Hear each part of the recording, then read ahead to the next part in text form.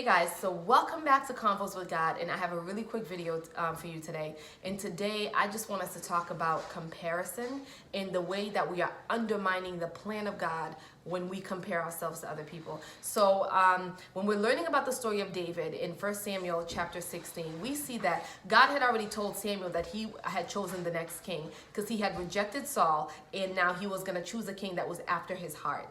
And so he sent him to the house of Jesse, which is David's father. And Samuel saw Jesse's oldest son, David's oldest brother, Eliab. And Samuel thought, man, like surely he must be the next anointed king because he looked the part. And God's like, nah, like that's not who I chose. I have rejected this one. That's not the one that's going to be king. And so Samuel goes through Jesse's other sons, a total of about 7 of them, and each one God's like, no, that's not the one.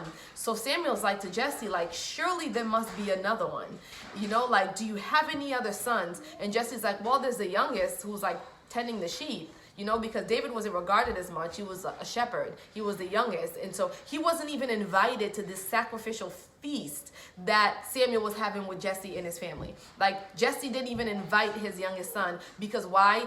Surely nothing was going to come out of that. I mean, he's just a shepherd, like he's just the youngest.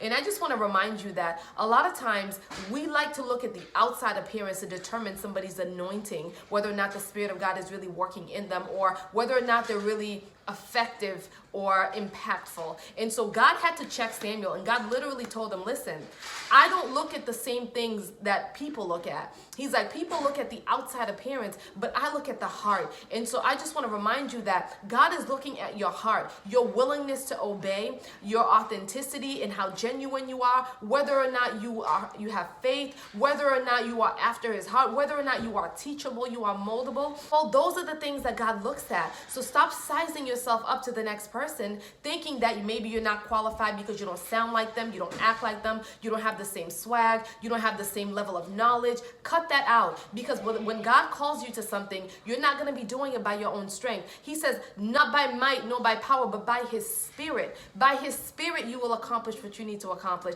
So God usually doesn't choose the ones that people or man chooses and approves. He chooses the ones people wouldn't typically choose, the ones people wouldn't typically consider. So if you're not considering yourself right now because of all the things that you're not, I want to remind you that God is considering you because of all the things that you're not, because he's going to turn those nots into something powerful, because his Spirit will be in you and you will accomplish what you need to do through him, not through your outside qualifications or appearance. And that's all I wanted to share with y'all today. My kids need me. I just wanted to do a really quick video just to kind of encourage you and to motivate you right now. If God is giving you an assignment, go ahead and do it. Don't second guess.